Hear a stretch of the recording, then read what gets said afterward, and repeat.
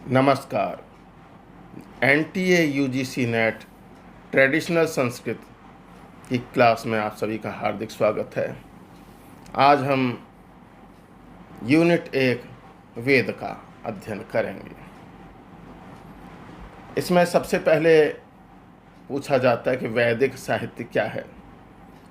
वैदिक साहित्य लगभग 1500 ईसा पूर्व प्राचीन भारत के सबसे पुराने और दार्शनिक ग्रंथ हैं जो संस्कृत में रचे गए और मौखिक परंपरा अर्थात श्रुति से आगे बढ़े। इसमें 4 वेद, ब्राह्मण, आरण्यक और उपनिषद शामिल हैं जो हिंदू धर्म की नींव रखते हैं। ये भारतीय दर्शन, अनुष्ठान और संस्कृति का आधारभूत स्रोत हैं। वैदिक साहित्य के मुख्य भाग का वर्गीकरण वैदिक साहित्य को मुख्य रूप से 4 श्रेणियों में विभाजित किया गया है। नंबर 1 संहिता। ये मूल मंत्र संग्रह है जिन्हें वेदों का वेदत्व कहा जाता है।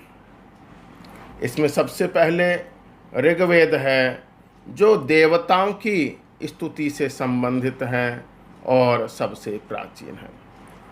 फिर यजुर्वेद हैं जिसमें यज्ञ और अनुष्ठान से संबंधित मंत्र हैं। फिर सामवेद है जिसमें यज्ञ के समय गाए जाने वाले मंत्र हैं। फिर अथर्ववेद है जिसमें दैनिक जीवन, औषधि और तंत्र मंत्र का वर्णन है। फिर इसके बाद ब्राह्मण साहित्य आता है जिसमें वेदों के गद्य रूप में व्याख्या और अनुष्ठानों की विधि वर्णित है। फिर आरण्यक हैं जिसमें वानप्रस्थियों के लिए ज्ञान और दर्शन है। चौथा और अंतिम भाग उपनिषद है। इन्हें वेदांत भी कहा जाता है क्योंकि ये वैदिक साहित्य का अंतिम भाग है। इसमें दार्शनिक चिंतन, आत्मा और ब्रह्म का ज्ञान है। इसके अतिरिक्त अन्य महत्वपूर्ण भाग वेदांग है जो वेदों को समझने के लिए रचित ग्रंथ हैं जो 6 प्रकार के हैं। शिक्षा, उच्चारण शास्त्र से संबंधित, कल्प कर्मकांड से संबंधित, व्याकरण, निरुक्त शब्द व्युत्पत्ति, छंद और ज्योतिष। महर्षि कृष्णद्वैपायन व्यास ने द्वापर युग के अंत में मूल वेद का विभाजन किया जिसके कारण वे लोक में वेद व्यास के नाम से प्रसिद्ध हुए। उनका मूल नाम कृष्णद्वैपायन था। श्यामवर्णी होने के कारण वे कृष्ण और यमुना के द्वीप पर जन्म लेने के कारण द्वैपायन कहलाए। विभाजन का कारण क्यों किया गया? मूल रूप से वेद एक ही विशाल था। द्वापर युग के अंत में और कलयुग के प्रारंभ में मनुष्यों की आयु, बुद्धि और स्मरण शक्ति कम होने लगी। एक अकेले मनुष्य के लिए संपूर्ण वेद को याद रखना असंभव हो गया।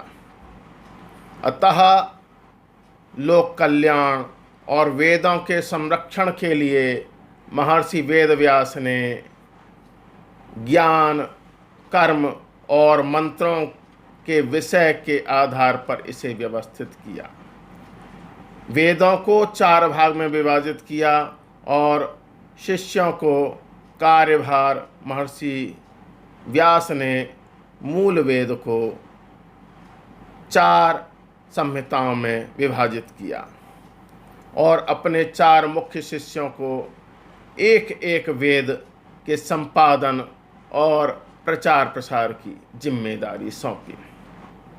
उन्होंने ऋग्वेद संहिता जिसमें देवताओं की स्तुति से संबंधित मंत्र थे, इस प्रथम भाग को उन्होंने अपने शिष्य पैल ऋषि को दिया। यजुर्वेद जिसमें यज्ञ और कर्मकांड के नियमों से युक्त इस भाग का उत्तरदायित्व उन्होंने वैशंपायन ऋषि को सौंपा। सामवेद, जिसमें मधुर गायन और संगीतमय मंत्रों के इस संग्रह को उन्होंने जैमिनी ऋषि को प्रदान किया। अथर्ववेद, जिसमें तंत्र, मंत्र, औषधि और व्यावहारिक जीवन से जुड़े हुए मंत्र थे, इसका भाग उन्होंने सुमंत मुनि को प्रदान किया। अन्य महत्वपूर्ण संपादन, पुराण संहिता की रचना, वेदों का ज्ञान आम लोगों और कम पढ़े लिखे लोगों के लिए कहानी के माध्यम से सुलभ कराने के लिए उन्होंने 18 पुराणों का संकलन किया और इसका ज्ञान उन्होंने अपने शिष्य रोमहर्षण को दिया। महाभारत पंचम वेद, व्यास जी ने ऐतिहासिक और धार्मिक संदर्भों को समझने के लिए महाभारत महाकाव्य की रचना की, जिसे सनातन परंपरा में पंचम वेद कहा जाता है। शुक्ल यजुर्वेद और कृष्ण यजुर्वेद कैसे बने?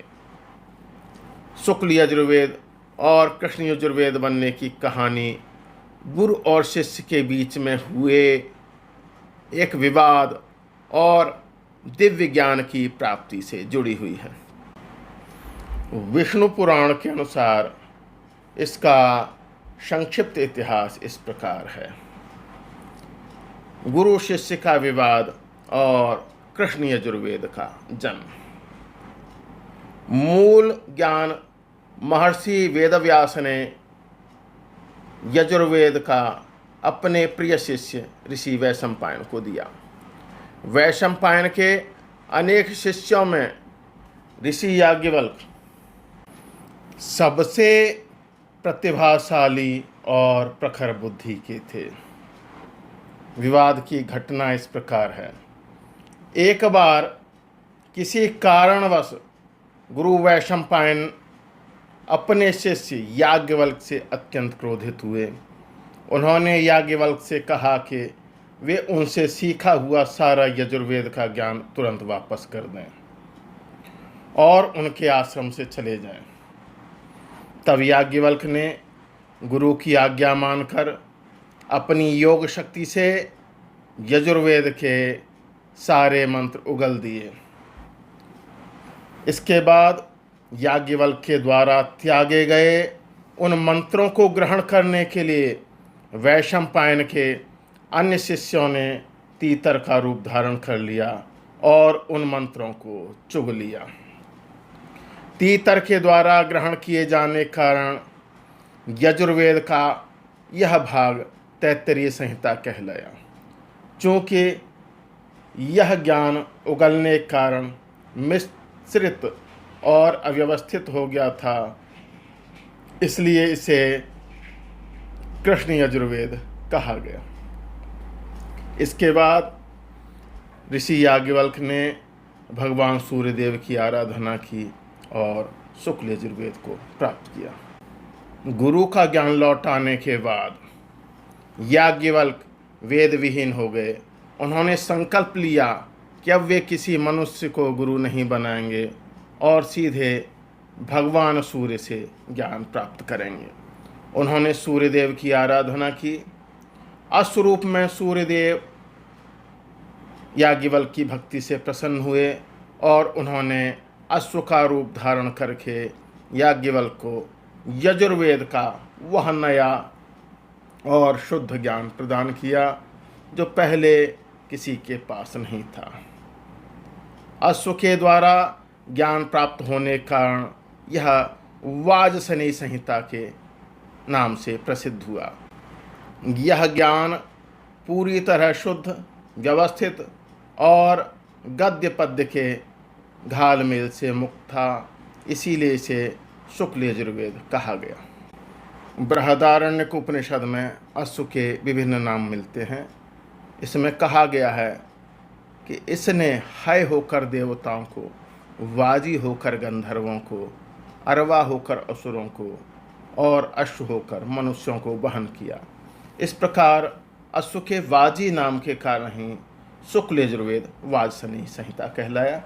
इस प्रकार हमने वीडियो के इस भाग में देखा कि किस प्रकार वेद व्यास ने वेदों का संकलन किया और उन्हें 4 भागों में विभाजित किया। फिर उसके बाद हमने जाना कि किस प्रकार यजुर्वेद शुक्ल और कृष्ण यजुर्वेद के रूप में विभाजित हुआ। वैदिक साहित्य से जुड़ी हुई अन्य जानकारी हम अगली वीडियो में जानेंगे। मेरे साथ जुड़े रहने के लिए आप सभी का बहुत बहुत हार्दिक धन्यवाद। नमस्कार।